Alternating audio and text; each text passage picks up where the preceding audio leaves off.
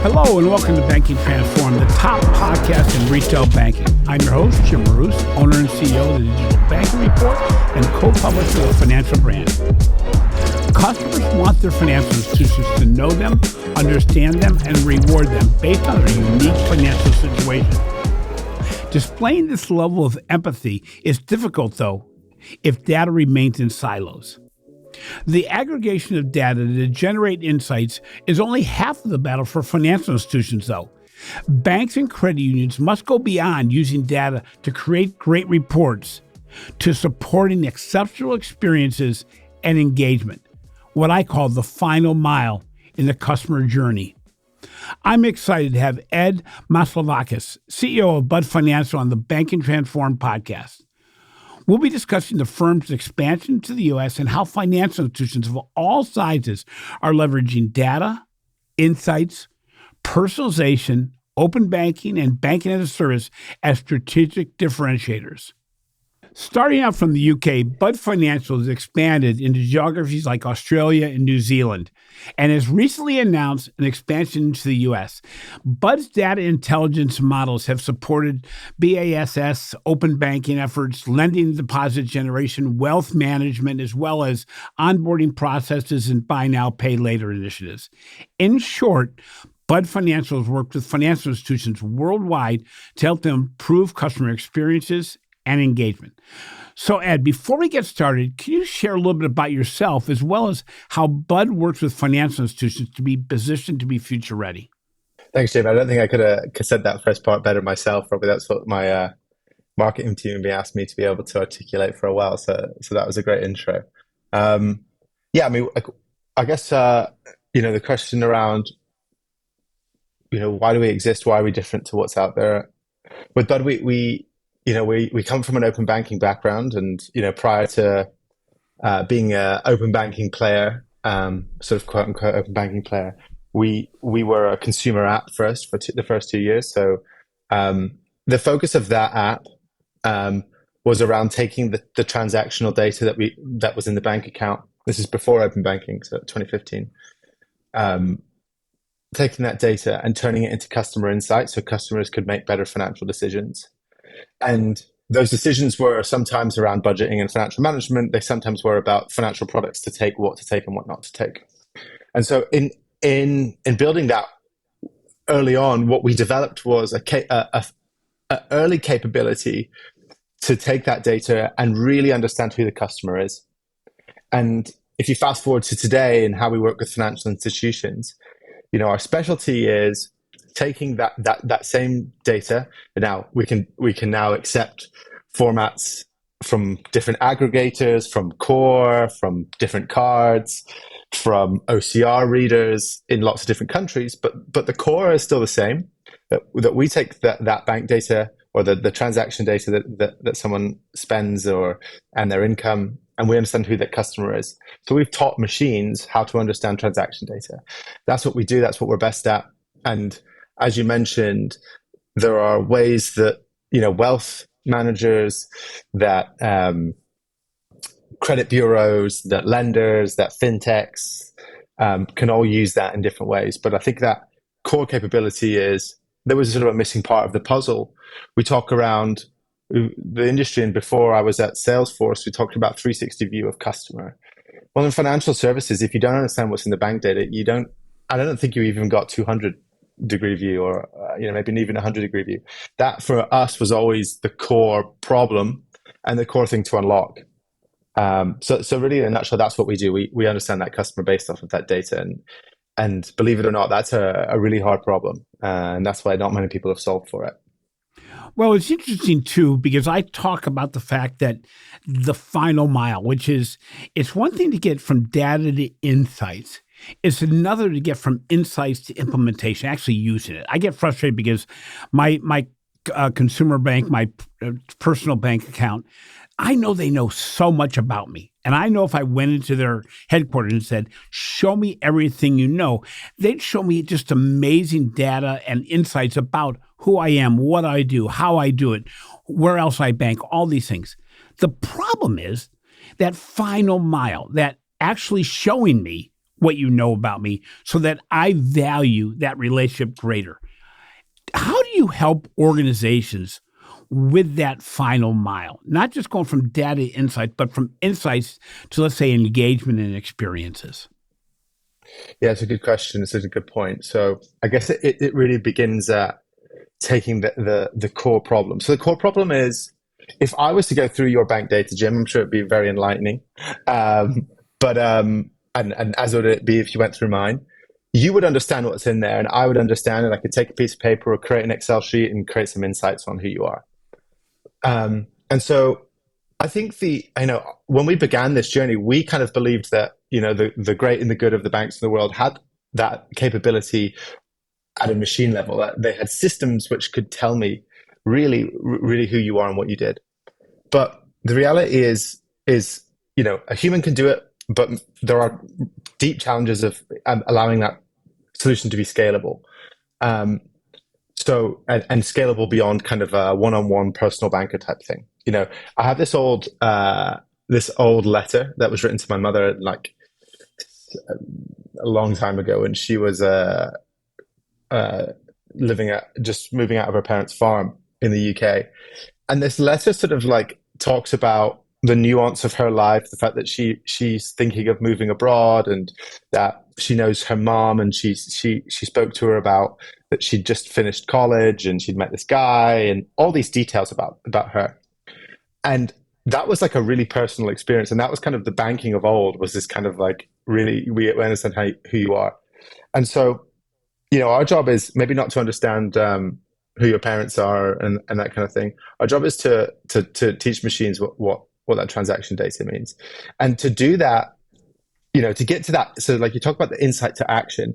First of all, like the question is, how do you get to insight? I think a lot of people have talked about the fact that they have insight, but what's happened is people have not started from first principles, and they've said, okay, how do we understand this person? How can we get insight on this person? They've gone, okay, well, we need to categorize and enrich the data. We make some sort of categorization capability, and then when we make the insights. And so there's a lot of vendors and people out there talking about, oh, we've got all these insights.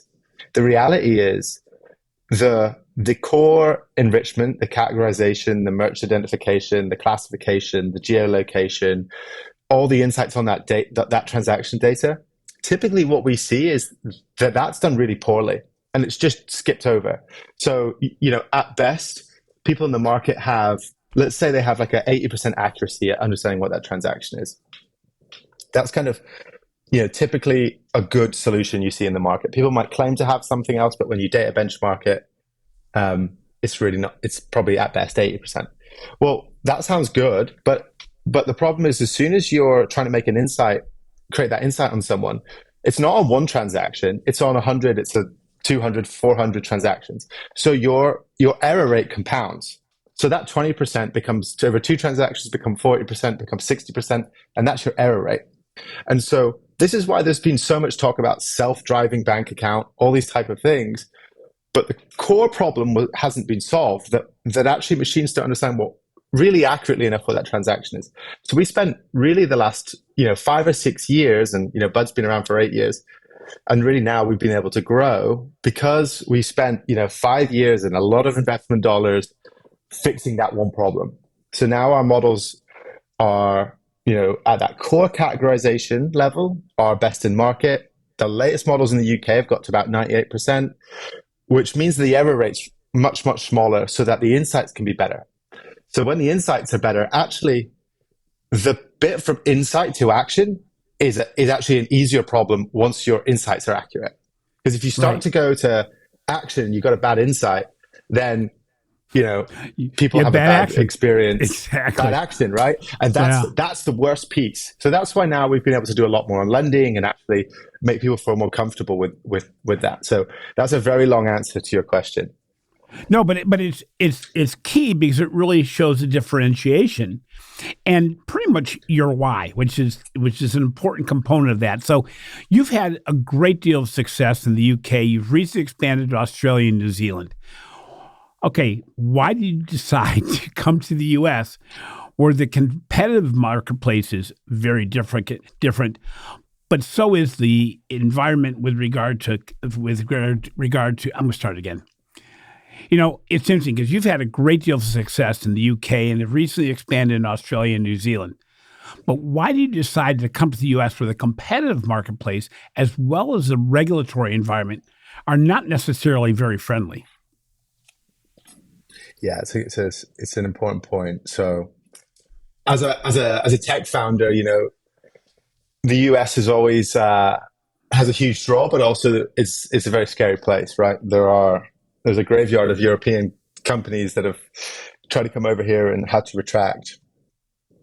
I think for us over the years, we have been asked by a number of large corporates and fintechs would they consider bringing your services over to the US, and we've looked at it a number of times, and really, with our core capability being around the intelligence on transaction data,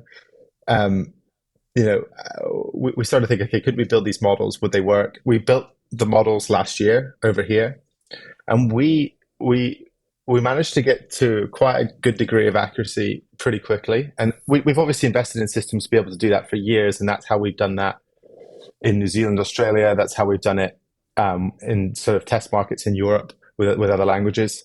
So we found, first of all, we could get our models to a pretty good degree of accuracy. So we started speaking to a number of different potential customers. What we found over here was that first of all, the US is a very competitive market, very dynamic.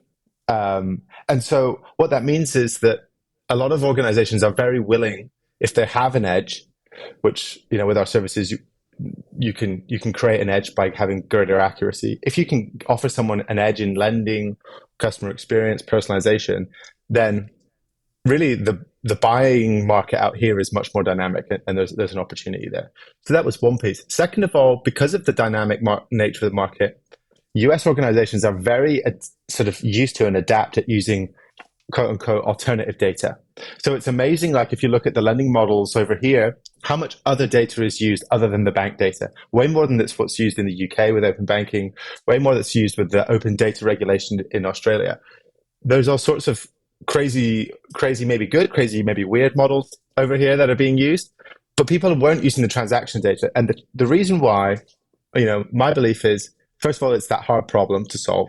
Second of all, a lot of aggregators over here had done some hard work and a lot of hard work at kind of exposing the data, and the core transformations have been done so you can get hold of data now.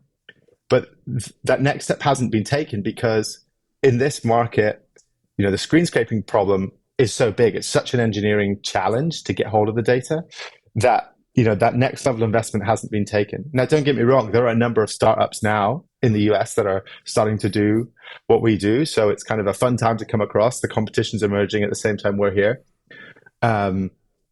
So there was just a clear need here and a clear demand from customers. So it was a bit of a no-brainer for us. And, we very quickly, we're 6 months in from a sales mission. We've got our first few customers. We're engaged with a couple of different banks now. So the demand here is real. It's just making sure that we are present-minded enough to capitalize on that and not have our European or our UK heads on. We want to have, a full American mindset, and treat it from 0 to 1. It's not, we have no advantages based on our existing business. It's like starting a new business all over again. So that said, you talked about a lot of solution sets, anything from lending to wealth management to buy now, pay later, things of this nature.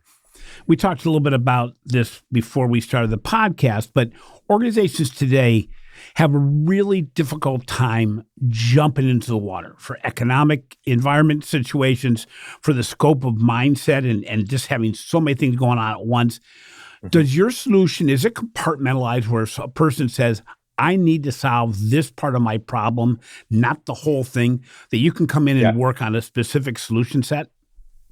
So, so it's interesting. That's kind of where we've got to in the last few years, including this localization within the US. So I'll just sort of briefly talk on the different component pieces. First of all, we had to solve that first challenge first, right? That was to get really accurate the data. Then, like you say, build the insights that, the core insights that understand the customer, the income, their activities, their preferences, that kind of thing. That then allowed us to build discrete systems and services. So we can now do creditworthiness assessment. We have a automated process that completely does that end to end, and we even have our own dashboard that if it's flagged for manual review, a bank can pick that up and they can have a manual review of that dashboard straight away. So that's an end-to-end solution. On the other side where we can set up custom, what we call signals. So if you want to push a notification insight to a customer, we can set those up. We can allow you to build your own. So that's kind of the steps we see it as: the transaction intelligence, the customer insight piece, which is those types of services, individual assessment. And then we go to the third step now, which we've only really just begun talking about, but we've been building ever since we came here. And really what happened in this market very quickly was, what we heard from lenders was, look, a lot of your services are helping me lend more, but really right now, I want to understand two things. I want to understand, how can I increase deposits? And how can I understand, in this new market, this new environment, if my customer is going to default before early? So we've built something that we're calling portfolio level insight. So we've gone from transaction level insight to customer insight, now to cross portfolio insight. So what we can do is we integrate into the core of the bank. So most of our solutions really are on first party data, not third party data. So, the first problem is sort my data out, then we can bring the world in.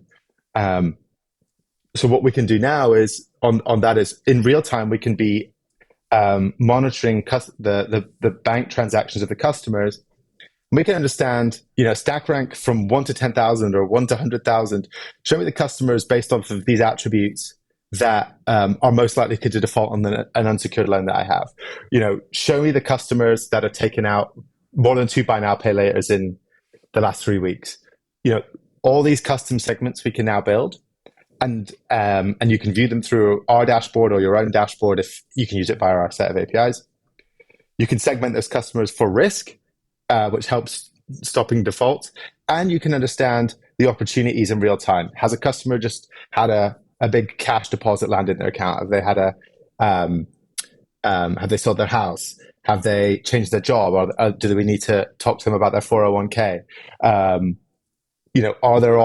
Are there opportunities to understand, where my customers are banking and what products they might have, so we can kind of get a view on what types of other products they have by understanding the cash in and out. And that gives me an opportunity as a bank to actually have that conversation with a customer and say, hey, I noticed you do X, Y, and Z. We have this product here that does that. Does it better? Or, it's a similar product, but we're a local bank and we invest in the community. Is that something that you're interested in depositing that money with us? So we've changed very quickly over here to act locally on those, and also that's really helped us globally. And thinking about the UK and Australia, we now have these portfolio views we can start bringing into banks over there, and all that thinking was developed from conversations here.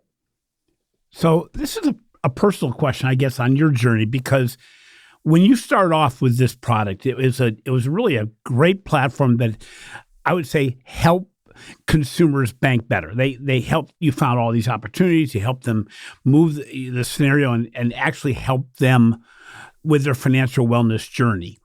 That hasn't changed very much, but as we just discussed, you're now allowing organizations to compartmentalize your solutions and deploy them as needed. How hard was it for you to let go of the global view to allow the solution sets to be sold separately? I think it came down to being pragmatic, right? There's always this vision we have this long-term vision of, we think that every customer interaction in a bank should be data-driven. Right. And to do that, there are these different touch points. One is around the lending, the creditworthiness piece. One is around the personalization, the cross-sell, the upsell. And one is around, financial well-being and understanding your finances and making decisions. And, we used to try and sell the whole thing. And by selling the whole thing, it was it's too big of a problem for anyone to solve. It's too big of a problem for us to do the whole thing well. And equally, it's too hard of a problem for someone to buy the whole thing, right? You're talking about a big old sales cycle, a big amount of belief in us as a company. So from my experience, what's difficult about this, you sell just enough to give yourself pats on the back and say, we did well, while you may not have optimized the sales potential. Yes. Yeah, no, that's it. And so you really need to go deep to get to that full outcome. And so that's allowed us to scale by having, individual solutions that are end-to-end point solutions, and then invest in the future and invest in some of those other solutions more deeply. So yeah, we're picking off piece by piece. We're not going to do everything in the bank, but certainly from a data getting the data into a usable format so that different models and systems can use that data. That's really our game. So it's interesting in this next AI wave that's coming. We have certain AI tools that do different parts, but there's a huge wave of AI products and services coming, and the bank's not going to be able to take advantage of any of those, whether it's they're built by the AI services are built by Bud or by someone else, if they don't actually have a view and an ability to get hold of that data in a clean way right now. So that's a big challenge that we're talking to people about. It's interesting. As I'm in the marketplace, every financial institution knows what they need to do. There's no mystery here. They also know how important personalization, data-driven insights driving actual activity and engagement. They all know this. But the talk is so much greater than the walk. It's very hard for organizations to think outside the box and do things differently, no matter how much common sense it makes, because they're used to the old processes. So when implementing new business models, how can financial institutions, from your perspective, unlock the greatest value? How is this different from what's been done in the past, and what do you see going forward? It's a big question. That's a big question. It's a big question. Yeah. So, look, I think it's nice now that, and as you mentioned, that we can talk about end solutions, because I think first of all, getting your data into a usable format was the first problem, and we've solved for that. The next question is, how do you put that into a broader strategy across the bank? So I don't think I've seen any institution be able to solve their data challenges outside of the product and the kind of product and business line silos that exist in. Yep. You've got secured, unsecured. Even sometimes you've got credit card, home loan, all those different silos. I think I would love to be able to start to like years ago we had these innovation functions that existed in banks, and they were kind of off to the side. And what happened over time was they got brought into the bank, and there's like a thin line across the different silos. I think there should be a specific job now of like data orchestration that sits across. And I think there are, but I don't know that that strategy has been pushed hard enough, because that's the future of this. So I think first of all, having a unified data strategy would be number one, right? And understanding that the same core data that you're using in any of those products or propositions can be leveraged elsewhere. And that's where we get to we've got these end solutions now, but ultimately the core technology we use to understand the customer is the same. It's just, we've built, personalization tools, we've built lending tools. If a bank should almost be a large version of what we are, is have that core customer capability or understanding, and then have offshoots off that. Now we get into the realms of what the CRM implementation is of the bank, and I think that's going to change hugely in the next few years, and that's based on like language models, right? So what language models can do is they can parse through large data sets very quickly and get an understanding. So it's going to be interesting when you start to see what some of these new models are able to do, rather than replacing kind of manual CRM processes. The CRM of the future is going to be one which understands all that insight and can create that outcome, and that's that action piece you're talking about. So they need to get a hold and understand their data first. That's it. Yeah. Then they can speak to the great and the good of the actions and outcome providers. So we're going to take a short break to recognize our sponsors of this podcast, but then we're going to get back and talk a little bit about ChatGPT, Buzz Transactional AI, a recent announcement you just made around Google, but also what do financial institutions do now? So let's take a short break here and we'll get right back. We'd like to thank our sponsor, Microsoft. See how Microsoft can help unlock new opportunities at speed and scale through innovative business processes, delivering differentiated customer experiences across channels, innovating new products and services, and redefining new ways of thinking. Find out more at Microsoft.com/financial services. This show is sponsored by FIS. When it comes to global payments, there's no standard consumer or one-size-fits-all solution. Each market's payment landscape is unique, and so are its consumers. So, how do you decide what's relevant for your business and your customers? Start with the Global Payments Report from FIS. With data on more than 48,000 consumers covering 40 global markets, the Global Payments Report breaks down how consumers pay today, both online and at the point of sale, and how their behaviors will change over time in the future. Get up to speed with a fast-changing payments landscape and position your business for future growth. Download the Global Payments Report today by visiting worldpay.globalpaymentsreport.com. FIS, advancing the way the world pays, banks, and invests. Welcome back to Banking Transformed. Today I'm joined by Ed Maslaveckas, CEO of Bud Financial. We have been discussing the recent announcements of Bud's expansion to the U.S. and the opportunities and challenges being faced by financial institutions around developing and delivering personalized solutions. So, right before the break, we talked a little bit about conversational AI, both from the standpoint of ChatGPT, but also with regard to Buzz Transactional AI. How do you see all these elements of the new wave of AI impacting what you're delivering to the marketplace, but more importantly, what your data insights do to make this delivery even better than would be on its own? Yeah. In lots of ways, look, I didn't, as any sort of technology founder, we couldn't have predicted how, as much as we've been in this world, we couldn't have predicted how quickly this GPT world and these language models are moving. It's really phenomenal.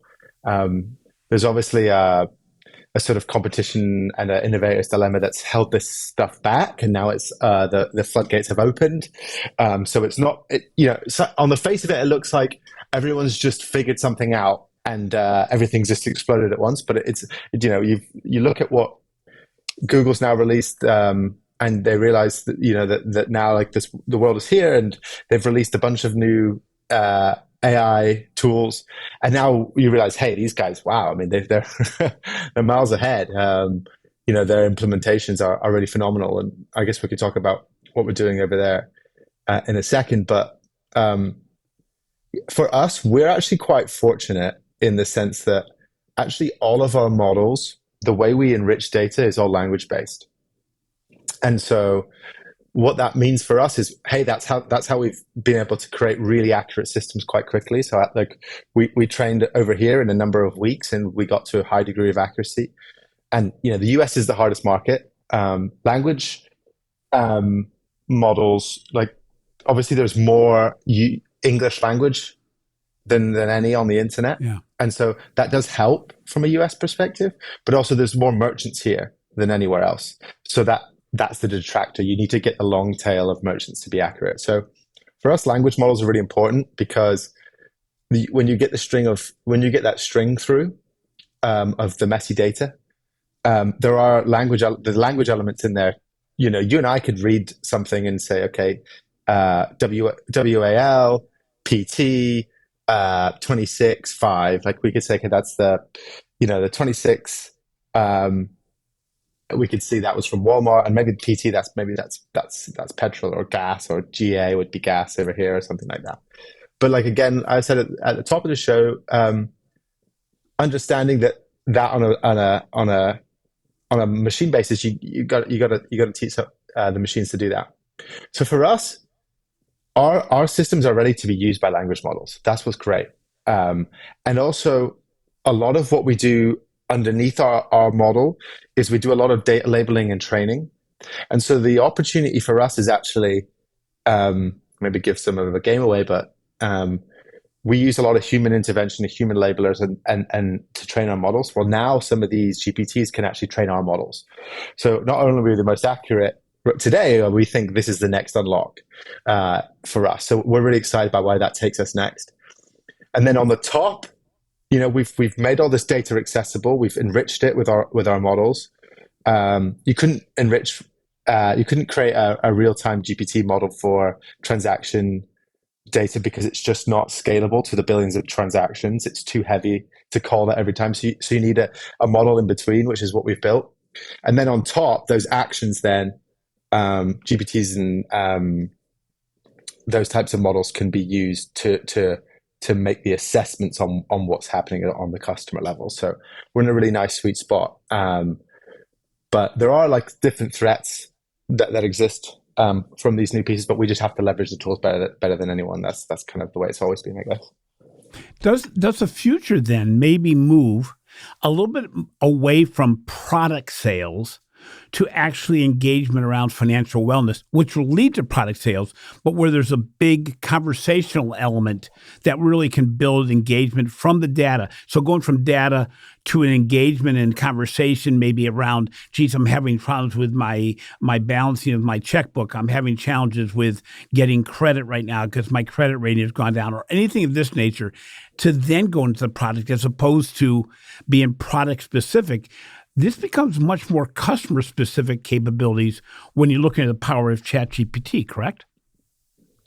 Yeah. So you need to have that core understanding, and that it goes to what we were talking about before, the accuracy of what the underlying data first, and then the queries on top. Yes, the queries on top can be resolved much quicker and easier, and so you need some sort of general purpose way to query that data. I always find it though funny in the sense that when chatbots came around V1, remember sort of all these chatbots a couple of years ago. It was the bane of my life actually, because we would go to VCs and they would say, you should be building a chatbot, not what you're building. And we were like, okay, that's not our game.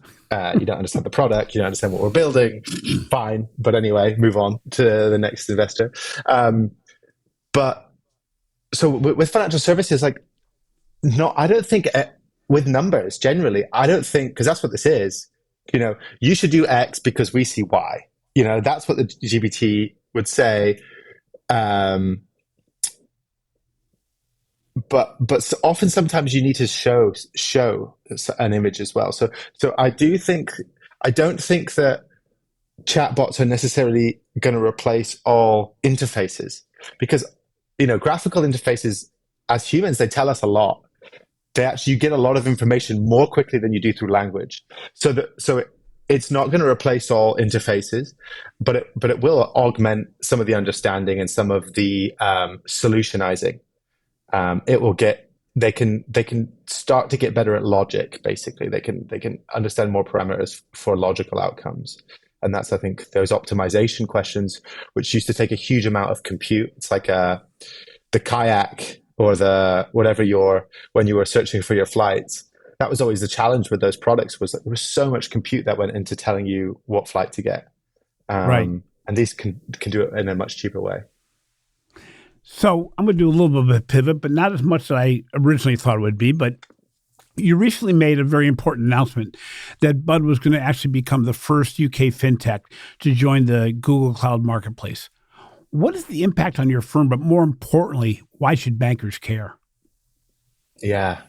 Okay. Well, I think bankers should care for lots of reasons, but I think if you want to come down to the brass tacks, us being on the Google Marketplace, it really allows you to purchase Bud through your Google credits and your compute. So it makes that onboarding much easier. It sometimes can make it, it makes it much more affordable and cheaper to acquire the services. So that's the first part. For us, it's making sure now that with Google's go-to-market and being a partner with them is like, we need to, I guess, it's twofold. One, we needed to be a big enough outfit and have the scale and the capability to deal with the inflow from Google. They'll start to sell our product, and we'll upskill their sales teams of how to talk about some of our services, and that will really bring us a lot of scale. But again, for us, it was making sure that we were ready to handle that scale. Of course, any startup is you could take on any challenge, but you don't want to get it wrong, because if you get it wrong, the opportunity is gone. So we've been working really hard to get that right. Part of that is being able to scale into any country quite quickly and be able to deal with the data from different countries and be able to deal with different organization sizes with different teams as well. So that's kind of really the impact's more been on some technical, but mainly on a sales, customer delivery, customer support type side. So speaking of sales, and getting very tactical in this conversation, if an organization wants to work with you to build a better personalized solution for whatever their challenges are, what size organizations are your sweet spot? I mean, do you work with small organizations? Do you work with mid-sized organizations? Where have you found your sweet spot to be in, and what do you think it's going to be in the US? Yeah, that's a good question. And that's changed in the US. So look, if you look at Bud, our first ever customer was HSBC. And then we signed a couple of other big banks after that as well. And so, I mean, look, that's never the typical way to do things. I wouldn't recommend that as a way to start your fintech. The consensus is start small and get bigger over time. And that is the right way to do it. But we just happened to sign HSBC as our first customer, and you're not going to say no, especially back then. So what that meant was from signing them, okay, we had to really figure out how to work with them. We had to scale. That took us a few years to get over and to make that work. From our side, and also it was early. It was much earlier in this sort of fintech banker relationship. We were kind of certainly in the UK, we were one of the first to do it. It was more progressed over here than it was in the UK. The kind of fintech banker thing. So that meant we can deal with and work with companies of any size. We just also announced a partnership with TransUnion, and they're now an investor, and we're going to market with them. So we're able to deal with those size. But equally, we work with very small startups. We work with like Series C, seed round, Series A startups. So, but really, our implementations fall into two groups. One, big bank implementation. You need a team behind that. You need to be solutionizing. You have a structure and a communication structure internally and externally of how you communicate with one another, as to not waste too much of each other's time. You have like information sharing exercises. But on the fintechs, it's typically here's our APIs, here's the contract, here's what we want to build, solution alignment, and go. So they're slightly two different motions. Now, how big the fintech is and how big the bank is, it almost doesn't matter. They just act differently. Mm-hmm. You have customers that we have like Credit Karma. They don't act like a big bank. Right. But my God, are they stringent on the technology? They are a great technology partner, but they act super quickly. They get things deployed quickly, and they just have a different motion. So it's really those two motions. So we can work with anyone in the US right now. Our focus is on banks over 10 billion in asset size, and fintechs of any size.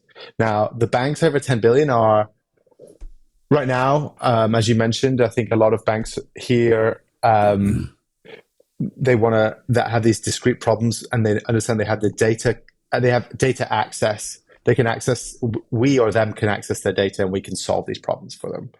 Whereas banks below 10 billion, some may not. So for us, it's the focus. Yep. There's a team of 6 of us here, right? And then, the fintechs for us here, we're signing them, quite quickly. That for us is just getting our whole US motion going, getting the data flowing, getting the propositions going. That's what that's all about. So, and the big bank sales thing, that's a sort of, those are sort of 1 to 3 year projects, as you will. Okay, and for a final question, it's one I use quite often when we're talking to companies like yours.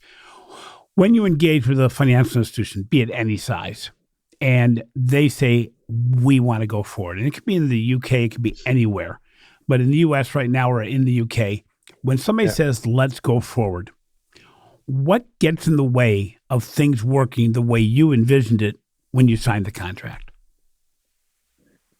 Yeah. So first of all, getting to sign the contract is half the battle, right? So that was kind of what we talked about. Is we used to go really big, sell this dream. We had this dream that we were selling, and we realized actually that just took too long to get to the contract.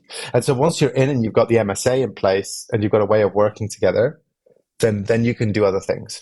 So what blocks you from the contract, from post contract? I guess it's not having a pre-alignment in terms of what's the business case, what's the clear ROI that we're both driving towards. Because if we're driving towards 2 different ROIs, then there's a mishmash, things get lost, and also product the solutions can get deprioritized. There's not a clear budget, or there was we need to do this transformation thing and we want to make our app look better. Great. As soon as anything happens, like what's happened recently in the financial market, in the bank space over here, well, that project's cut because it's not aligned to an ROI or a key objective in the P&L. Right. So I think that's the most important thing, and that's where we often took some missteps in sort of 2019, 2020.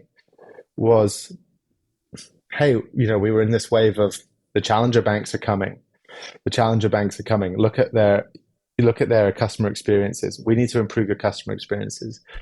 And that was great. We could do that, but there wasn't a clear ROI at that point. And so someone decides that they need to fix the mortgage process because that has a clear ROI, then you get deprioritized. So it's making sure we have those.